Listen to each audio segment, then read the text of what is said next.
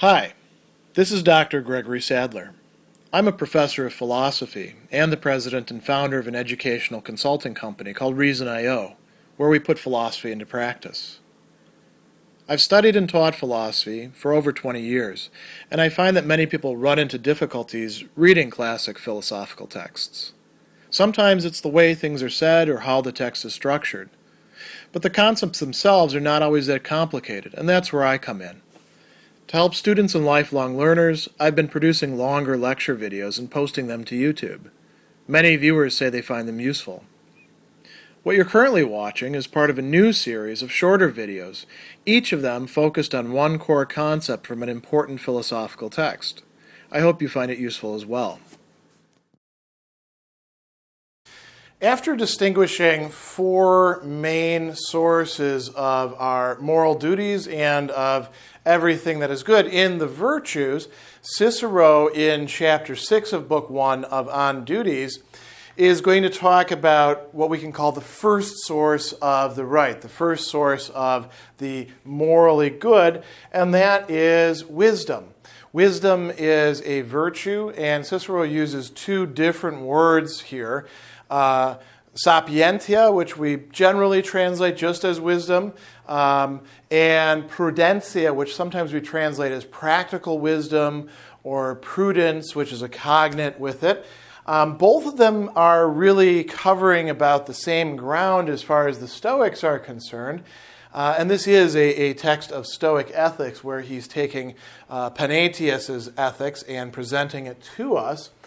Now, Cicero thinks that part of why wisdom is something that we human beings need is because it fulfills our nature, and our nature is that of a rational being, not just of any old animal that wants to, seek out its own benefit and reproduce itself and perhaps take care of its children.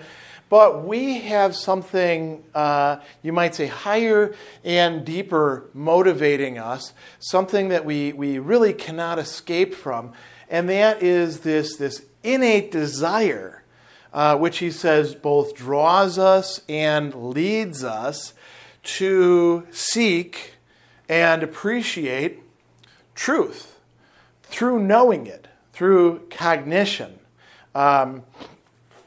The way that it runs in the Latin is, here we go, that it consists in the cognitione veri, the cognition of truth, getting to know how things really are. Cicero thinks, and this is a typical Stoic view, that all of us, by our human nature, have this desire within us. And it can take many forms. Some people want to know some things, but they're not very interested in other things. Some people get mixed up about what knowing is. We'll talk about that in just a moment. But in general, what we can say is that we view truth as a good. We're actually the only animal that gets concerned about whether it's got things right or wrong. We're the only ones who check our work, you could say. We're the only ones who ask, hey, am I right about this to somebody else? We also view error or getting things wrong or ignorance as an evil, as something bad for us. So if we find out that we were fundamentally in the dark about some matter, we regard that as a bad thing. If we find out that we were wrong, we believed something to be false that was actually true, or something to be true that was actually false, we consider that to be something bad for us. Not just bad in sort of a evolutionary way, not just bad in a doesn't contribute to our life going well kind of way, bad morally. We view things that way. This is part of what it means, according to Cicero, to be a human being. It's really inescapable. So he goes on and he says, we're all attracted and drawn to a zeal for learning and knowing. And we also think that it's something good to excel in this. It's not just good to achieve, it's good to keep on achieving. If a little bit of knowledge is good, a lot of knowledge is even better. if knowing one thing is good, knowing a whole bunch of things and how they're connected with each other is even better. That's the way Cicero conceives of human beings existing. And this is a typical, again, Stoic view on human nature. We are rational beings, and that is part of what makes us the sort of animals that we are. He also picks out two errors, and literally, the word for this is vices, vices, two vices to avoid. What are vices? Vices are the opposite of virtue. So if, wisdom is the virtue that leads us to desire and to know truth, and to genuinely be wise means to know a lot of truth and to seek a lot of truth and to value truth, then vices would be the opposite of that. And Cicero talks about here two main ways in which people get things fundamentally wrong. One of these has to do with treating things that are not known as if they are known. This is a very common thing for people to do. This is, for Cicero, as well as for the Stoics, a form of foolishness, a form of the opposite of wisdom. Treating things that are unknown as if we actually know what they are. Jumping to conclusions, we often talk about. Making assumptions. The Stoics thought that when it comes to things that we don't really know about, we ought to suspend our belief in them. We ought to investigate, but we also ought to be careful about it. So, for example, somebody says something mean to me. Did he mean it? I don't really know. I shouldn't jump to the conclusion that he did. Or maybe he wasn't talking to me. Or maybe he's actually having a bad day and he just slipped up rather than having it in for me. We shouldn't make all these assumptions, right? Similarly, we think about the internet, right? Before we spread a news story, perhaps we should check it out ourselves. At least see what source it's coming from. If it's coming from something that's fake news, it's probably foolishness for us to just click and share it with somebody. We should also beware of things that fit our biases that lead us into thinking, yeah, I know that. We see a story about somebody from the opposite end of the political spectrum. We already know that they're bad people, so we don't need to check it out and see whether it's all, made up stuff. Let's just share it. Let's just believe in it. Well, that's actually a vice. That's an error, according to Cicero. Interestingly, the other error that he picks out has less to do with that sort of getting things wrong and more to do with a priority. Cicero talks about devoting too much time, too much effort, too much of our resources to matters that are, and he has three things here. He says obscure, that is hard to fathom, unclear, difficult, and unnecessary. There could be some things that are obscure and difficult that are really necessary for us to know. It's difficult sometimes to figure out where people stand in terms of whether they love us or don't love us. It's obscure as well, but, before you get married to somebody, you probably want to know that. So that's pretty necessary, right? Unless you think marriage doesn't need that sort of knowledge, right? But there's a lot of things where they're really not necessary, and they tend to be obscure and difficult. Maybe we don't recognize that they are so, but they are. And if we're spending all of our time on that, we're not learning other truths, and we're not doing things with those other truths that we should be, in fact, using. So Cicero will say that, here we go, devoting too much time in industry and too much deep study to matters that are like this, right?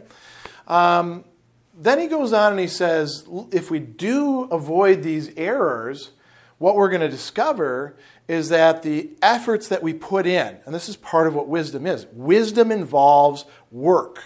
Wisdom involves efforts to find out information, to correlate the information, to make sense of it, to sift which is actually true, which isn't, and then to apply it. He says, if these errors are avoided, all the labor and pains expended on problems that are worthwhile subjects, one translation is morally right, but worthwhile subjects, in rebus honestis, in the things that are worth actually knowing. He says, if that's the case, then the solving this will be fully rewarded. And so he gives examples, right? He says, Gaius Sulpicius, the field of astronomy, mathematics, Sextus Pompey, dialectics, many, civil law, even more. And he says, all these professions are occupied with the search after truth. The study of philosophy should be concerned with truth. The study of the law, oftentimes it's not, but it should be concerned with truth. The study of political science should be concerned with truth. Biology, astronomy, we can go down the line. All of these things should be concerned with truth. Even things that we don't normally think of in terms of truth. Social work, right, should be concerned with truth. Marketing should be concerned in some degree with truth. If not, it's probably concerned with lies, and it might be a form of folly. We can go on and on and on with many examples.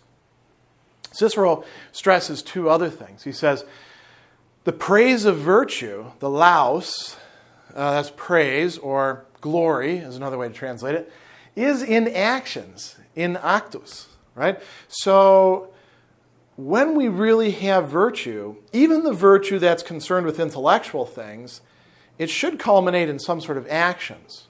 The knowledge should not just be sitting there doing nothing. It's another reason we want to avoid devoting too much attention to things that really don't have any payoff.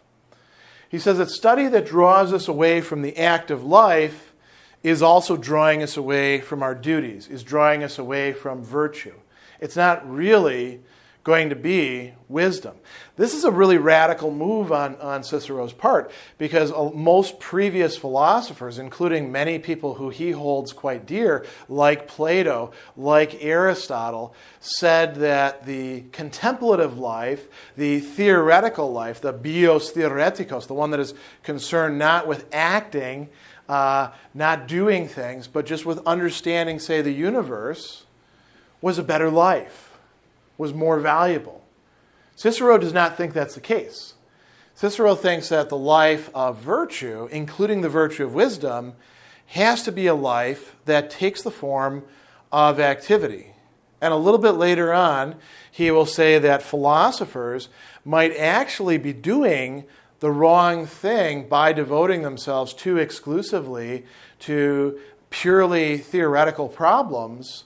We might say similar things about many other people in our own time.